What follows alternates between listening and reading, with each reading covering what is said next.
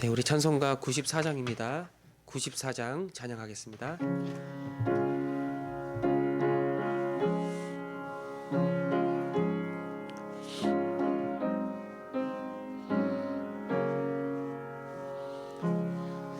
주 예수보다도 귀한 곳은 없네. 이 세상 부귀와 바꿀 수 없네. 영축은 내 대신 돌아가신 그 놀라운 사랑 잊지 못해. 세상 즐거움 다 버리고 세상 자랑 다 버렸네.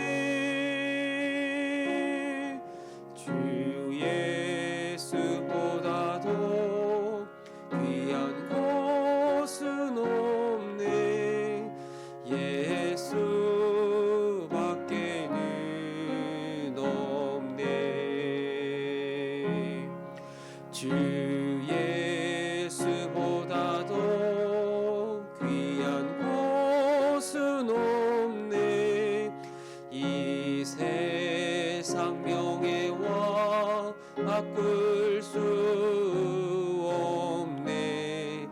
이전에 즐기던 세상 일도 주 사랑하는 마음 뺏지 못해. 세상 즐거움 다 버리고 세상 자랑 다 버렸네. 주 예수보다도 귀한 곳은 없네. 수밖에는 없네. 주 예수보다도 귀한 곳은 없네. 이 세상 행복과 바꿀 수 없네. 유혹과 핍박이 몰려와도 주 섬기는 내 맘 변치 않아. 세상 즐거움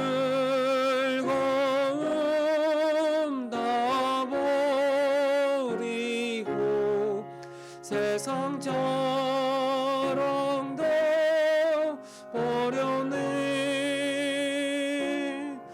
주 예수보다도 귀한 곳은 없네. 예수밖에는 없네. 우리 교육부서를 위해서 이 시간에 기도하겠습니다. 코로나로 인해서 또 모일 수 없는 그런 상황인데, 그래서 각자 영상으로 각 가정에서 우리 자녀들도 예배를 드리고 있습니다.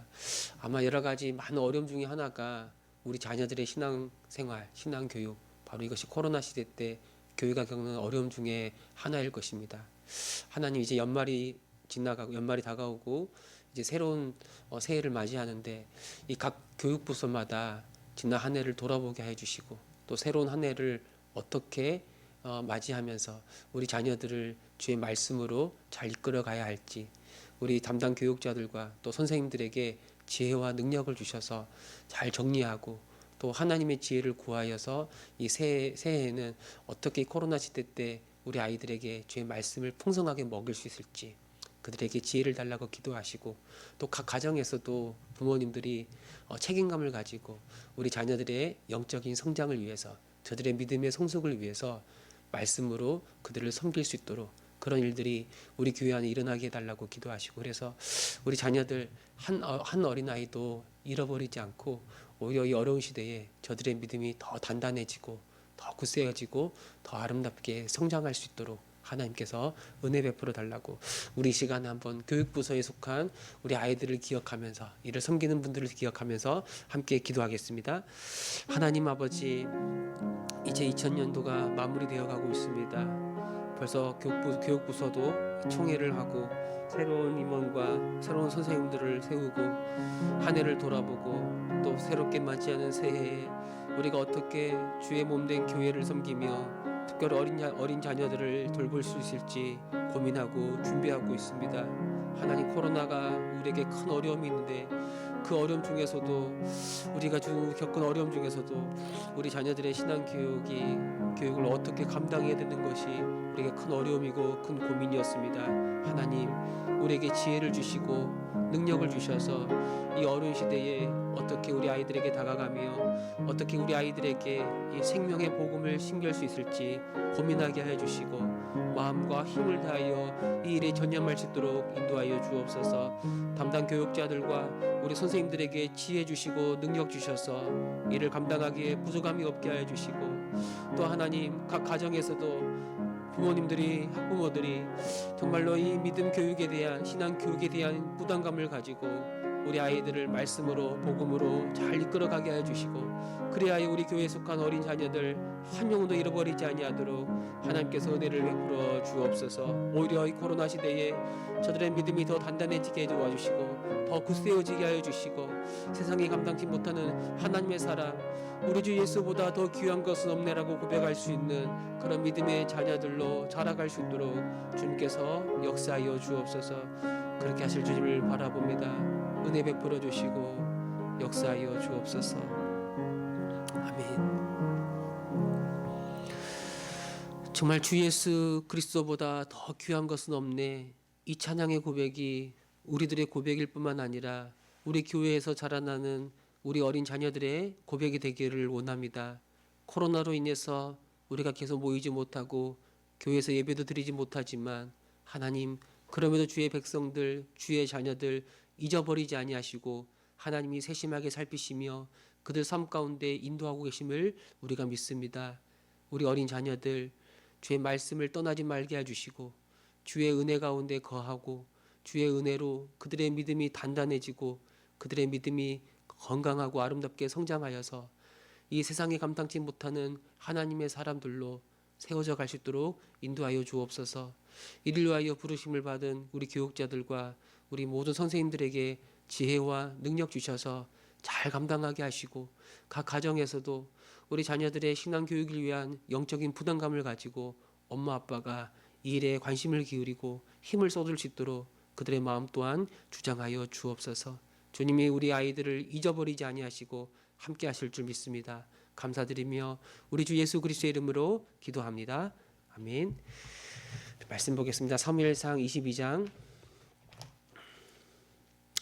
1절부터 10절입니다. 22장 1절부터 10절 말씀. 우리 한 절씩 교독하겠습니다. 그러므로 다윗이 그곳을 떠나 아둘람 굴로 도망하며 그의 형제와 아버지의 온 집이 듣고 그리로 내려가서 그에게 이르렀고, 환난당한 모든 자와 빚진 모든 자와 마음이 원통한 자가 다 그에게로 모였고 그는 그들의 우두머리가 되었는데 그와 함께한 자가 400명 가량이었더라. 다윗이 거기서 모압 미스베로 가서 모압 왕에게 이르되 하나님이 나를 위하여 어떻게 하실지를 내가 알기까지 나의 부모가 나와서 당신들과 함께 있게 하기를 청하나이다 하고 부모를 인도하여 모압 왕 앞에 나아갔더니 그들은 다윗이 요새에 있을 동안에 모압 왕과 함께 있었더라. 선지자 갓이 다윗에게 이르되 너는 요새에 있지 말고 떠나 유다 땅으로 들어가라. 다윗이 떠나 헤레스풀에 이르니라. 사울이 다윗과 그와 함께 있는 사람들이 나타났다 함을 들으니라. 그때에 사울이 기브아 높은 곳에서 손에 단창을 들고 에슬나무 아래에 앉았고 모든 신하들은 그의 곁에 섰더니 사울이 곁에 선 신하들에게 이르되 너희 베냐민 사람들아 들으라. 이새의 아들이 너희에게 각기 밭과 포도원을 두며 너희를 천부장 백부장으로 삼겠느냐. 내가 다 공모하여 나를 대적하며 내 아들이 이새의 아들과 맹약하였을 때 내게 고발하는 자가 하나도 없고 나를 위하여 슬퍼하거나 내 아들이 내 신하를 선동하여 오늘이라도 매복하였다가 나를 치려하는 것을 내게 알리는 자가 하나도 없도다 하니 그때에 에돔 사람 도액이 사울의 신하 중에 섰더니 대답하여 이르되 이새의 아들이 노베 와서 아히두베의 아들 아히멜렉에게 이른 것을 내가 보았는데 그를 위하여 여호와께 묻고 그에게 음식도 주고 블레셋 사람 골리앗의 칼도 주도이다. 아멘. 다윗은 이 사울을 피해 블레셋 지역 블레셋으로 들어가 블레셋 가드라는 곳에 도착하고 그 가드의 지도자였던 이 아기스 밑으로 들어가게 됩니다. 그러나 거기도 이 안전한 곳이 아니라는 것을 알고 이 두려운 마음에 아주 침을 흘리며 아주 미친 사람 흉내를 내고 결국 왕 앞에서 쫓겨나게 되죠. 이제 이 가드 왕 아기스를 떠난 다윗은 아둘람 동굴로 이제 다시 도망을 갑니다. 이 아둘람 지역은 다윗의 고향이었던 베들레헴과 그 다음에 이 블레셋 가드 그 지역 중간 지점에 위치한 그런 지역입니다. 아마도 이스라엘과 블레셋 국경 부근에 있는 지역이라고 아마 생각할 수 있을 겁니다. 이 다윗이 이 아둘람에 있다는 소식을 들은 이 다윗의 형제 그리고 그의 아버지, 어머니, 온 집, 온 친척들이 다윗이 있는 그곳으로 내려가 다윗과 함께했습니다. 이 아마 다윗을 향한 사울의 핍박이 다윗뿐만 아니라 다윗 가문, 다윗 그 집안 전체까지 미쳤던 것이라고 볼 수 있겠죠. 또한 그의 가족들만 다윗을 찾았던 것이 아니라 말씀 보니까 2절에 환난당한 자, 빚진 자, 마음이 원통한 자, 이 사람들도 다윗의 소식을 듣고 다윗을 찾았다라고 이야기합니다. 이 사람들은 이 사울이 이스라엘을 왕으로 통치할 때 그 사울의 치하에서 큰 어려움을 겪었던 그런 사람들이에요. 다윗도 이 사울 때문에 억울한 일을 당하고 있지 않습니까?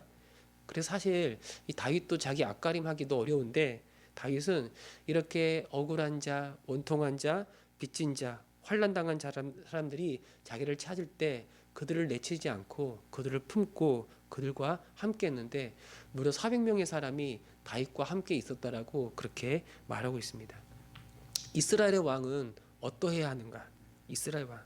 하나님이 사람 왕을 통해서 그의 택한 백성들을 다스릴 때 그때 그 왕은 어떤 왕인가? 하나님이 진짜 왕이기 때문에 사람 왕은 하나님의 인격과 하나님의 그 성품을 담고 있어야 되는 거예요. 그래서 그의 말 한마디 한마디나 그의 행동 하나하나를 통해서 결국 그가 하나님이 어떤 분이신지를 나타내고 드러내야 되는데 그 당시 이스라엘 왕 사울은 하나님의 영광을 높이고 하나님 되심을 드러낸 게 아니라 오히려 하나님을 가리고 자기를 높였던 사람이에요. 하나님의 백성들을 제대로 돌보지 않고 이 다윗을 비롯한 죄 없는 사람들을 괴롭히고 결국 그들에게 하나님께서 주고자 하시는 이 샬롬, 이 안식을 빼앗아 갔던 그런 악한 사람이었던 거죠. 악한 왕이었대요. 반대로 다윗은 어려운 처지에서도 이 고난받는 사람들을 외면하지 않고 자기를 찾는 모든 사람들을 품고 그들과 함께 했는 거예요. 결국 이 다윗은 이 광야 시간, 지금 다윗이 도망자의 신세고 계속 도망가지 않습니까? 본격적인 광야 시간, 본격적인 어려움의 시간이 그 인생 가운데 찾아왔는데 하나님은 다윗의 계속해서 내려가는 이 시간들을 통해서 어려움에 처한 사람들을 보게 하시고 그래서 하나님께서 이 어떻게 하나님의 사람들을 돌보시고 인도하시기를 원하는지 그 고통당한 사람들을 만나면서 그 마음을 배우고 그 마음을 알아가고 그러면서 서서히 이스라엘의 왕으로 점점 준비해 가고 있었던 겁니다. 여러분, 우리 주 예수님이 이 땅에 오셨을 때 예수님은 가난한 사람들에게 찾아오셔서 그들에게 복음을 전하시고 그들과 함께 했어요. 그래서 여러분 항상 예수님이 가는 곳곳마다 항상 그 주변에는 죄인들이 가득했어요. 그들은 예수님을 통해 하나님의 용서를 경험했고 예수님을 통해 하나님의 회복을 경험했고 진정한 샬롬과 진정한 안식을 누릴 수가 있었어요. 수고하고 무거운 짐진 자들아 다 내게로 오라 내가 너희를 쉬게 하리라. 하나님이 원하시는 왕은 그 택한 백성을 착취하고 억압하는 게 아니라 오히려 그들을 모든 압제부로부터 자유롭게 하고 그들을 위로하고 그들을 진정한 안식으로 인도하는 자, 그가 바로 하나님 나라의 진정한 왕이라는 것을 보여주고 있는 거예요. 그들을 섬기기 위해 자기를 낮추는 왕, 심지어 자기 생명까지도 버리는 왕, 바로 그분이 우리 주 예수 그리스도, 우리의 주가 되신 예수 그리스도의 모습이었어요. 이 다윗은 그의 부모님을 모압 왕에게 부탁을 합니다. 모압 왕을 찾아가지고 자기 부모님의 안전을 부탁합니다. 아마도 하나님의 뜻이 무엇인지 기다릴 때까지 기다리면서 그때까지 자기 가족들과 자기 가솔들을 안전한 곳에 두려고 했던 것 같아요. 특별히 모압은 다윗의 증조 할머니 룻, 그렇죠. 룻기, 우리 말씀 보면은 룻의 고향이기도 한 거예요. 모압 여인 룻이 그 시어머니 나오미를 따라 베들레헴으로 돌아오고 거기서 룻은 보아스를 만나 결혼하고 그 둘 사이에 태어난 사람이 오벳이고 그 오벳의 아들이 바로 다윗의 아버지 이새였던 거죠. 이 다윗은 자기 때문에 어려움에 처한 그 부모님을 모시는 것, 이런 것을 볼 때 다윗은 하나님 말씀, 하나님의 계명, 내 부모를 공경하라, 이 말씀을 순종하고 하나님을 경외하는 마음이 정말 있었던 사람이라는 것을 우리가 알 수가 있어요. 그리고 얼마 뒤 선지자 갓이 다윗을 찾아옵니다. 5절에 보니까 갓이 이르되 너는 이 요새에 있지 말고 떠나 유다 땅으로 들어가라. 다시 유다 땅으로 들어가라는 거예요. 거긴 유다로 돌아가는 것, 유다는 지금 모압 이 여기보다 훨씬 더 위험한 거예요. 근데 왜 그곳으로 돌아가라고 말씀하는가? 다윗은 그냥 평범한 사람이 아니죠. 하나님이 사무엘을 통해 그에게 기름 부어 세우신 왕. 그래서 장차 이스라엘을 다스릴 왕이 될 사람이 다윗인데 어떻게 왕이 자기 백성과 자기 땅을 버리고 다른 나라에 살 수 있겠습니까? 모압 지역이 그에게 안전한 요새가 된다 할지라도 그가 있어야 될 곳은 그 모압이 아니라 이스라엘, 바로 유다 땅이라고 말씀하는 거예요. 그게 바로 주님의 뜻이고 주님의 부르심이에요. 그리고 이 갓을 통해서 하나님의 뜻을 들었을 때 다윗은 즉각 순종하는 거예요. 다윗이 거기를 떠나 유다 헤레스풀에 이르니라. 이때 아마 다윗의 부모도 그 400명의 여러 사람들도 모든 사람들이 다윗과 함께 유다로 들어갔을 거예요. 어쩌면 인간적으로 또 상식적으로 보면 유다보다 지금 있는 이 모압 땅이 훨씬 더 안전합니다. 그러나 하나님의 사람에게 제일 중요한 것이 무엇인가? 하나님의 뜻이에요. 주님 말씀하시면 내가 나아가고 주의 뜻이 아니면 내가 멈춰 서겠습니다. 이것이 바로 주를 믿는 하나님의 사람들의 특징이죠. 우리가 가고 싶은 길이 있고 우리의 삶이 있고 내 계획이 있더라도 주님의 뜻이 아니면 우리는 멈춰 서는 거예요. 나를 꺾고 내 생각을 내려놓고 주의 뜻을 따라 순종하는 것이 우리 신자들에게는 가장 지혜롭고 가장 현명하고 가장 복된 길이라는 것을 우리가 알기 때문에 그런 거예요. 물론 그렇게 간다 그래서 우리가 지금 당장 아주 인생이 잘 풀리고 형통하고 그런 게 아닐 수도 있어요. 때로는 우리의 길이 풀리지 않고 정말 어려운 길이 될 수도 있습니다. 지금 누리고 있는 여러 가지 이 안전한 요새를 포기하고 가야 할 수도 있는 거예요. 그럼에도 불구하고 주님의 뜻이 우리에게 분명히 전해졌을 때, 그 뜻을 알았을 때 신자는 다른 게 보이지가 않는 거예요. 그저 주님께서 말씀하시고 보여주신 그 길만 따라서 가는 거예요. 처음엔 우리가 잠깐 머뭇거릴 수 있을 거예요. 그러나 결국엔 주님 따라가는 인생이 가장 복된 인생이라는 걸 알기 때문에 내 모든 생각과 내 계획을 꺾고 주님의 길을 가게 되는 겁니다.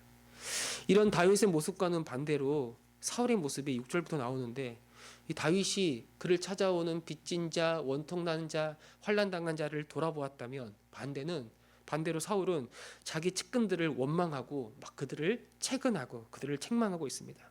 사울은 자기 아들 요나단과 모든 신하들이 다윗과 자기 아들이 다윗과 공모해서 자기를 대적한다라고 그렇게 매도하고 있어요.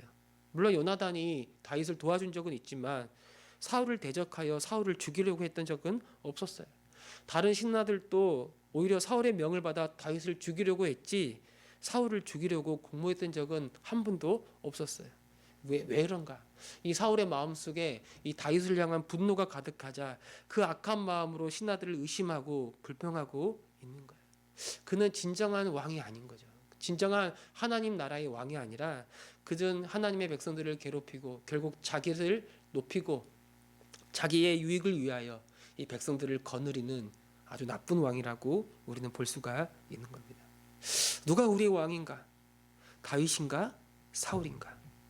고난받는 자들을 버리지 않고 넉넉히 품어주며 그와 함께하는 왕인가? 아니면 가까이 있는 사람들마저 의심하고 다그치고 괴롭히는 그런 왕인가? 여러분, 우리의 왕, 우리의 주가 되시는 예수님은 우리를 위해 고난받으셨던 분이시고 그 누구보다 억울하고 원통한 일을 당하셨지만 그 누구도 원망하지 않으시고 심지어 자기 생명을 나를 위해서 버리신 분이 우리 주 예수 그리스도이시요. 날 살리기 위해 모든 걸 버리신 분, 그 정도로 나를 아끼고 나를 사랑하시고 그 누구보다 내 모든 형편을 아시고 나를 건지시는 그런 능력의 주님이시라면 여러분, 그분을 믿고 따라가는 게 정말 지혜로운 인생이라고 말할 수가 있는 거예요. 가장 어리석은 사람이 누군가요? 이 사울의 길을 가던 자. 이 사울처럼 자기 힘을 의지해서 자기 마음대로 살아가는 인생이 가장 어리석은 인생이 되는 거예요. 자기 스스로 왕이 되어 살아가는 것, 자기 권력과 자기 힘과 자기 능력을 숭배하고 그걸 더 유지하기 위해서 다른 사람의 것들을 빼앗고 착취하고 억압하는 자. 이게 어리석은 거죠. 우리가 우리 인생을 돌아보면, 나를 돌아보면 정말 나는 나를 믿을 만한 대상인가? 우리 자신을 신뢰하며 살아가고 내 마음대로 내 정욕대로 살아가는 게 얼마나 어리석은 건지를 우리가 알잖아요. 우리는 믿을 만한 사람이 아니에요. 우리는 우리를 신뢰하고 우리를 높이고 우리를 자랑할 게 아니라 진짜 우리의 왕이신 우리 주님을 믿고 그분께 우리 인생을 걸고 그분의 인도함을 따라 살아가는 것, 바로 그런 사람, 바로 이것이 가장 지혜롭고 현명한 하나님의 사람이라고 말할 수가 있는 겁니다. 주님, 오늘 하루도 우리 주 예수 그리스도가 나의 왕, 나의 주가 되심을 믿습니다. 내 주님께 내 모든 인생을 걸고 주님 따라가게 하시고 주님 나에게 말씀하시면 이것이 분명한 주님의 뜻이라면 그 뜻 가운데 순종하게 하옵소서. 이렇게 나아가는 기도할 수 있는 저와 여러분, 우리 모두가 되시기를 소망합니다.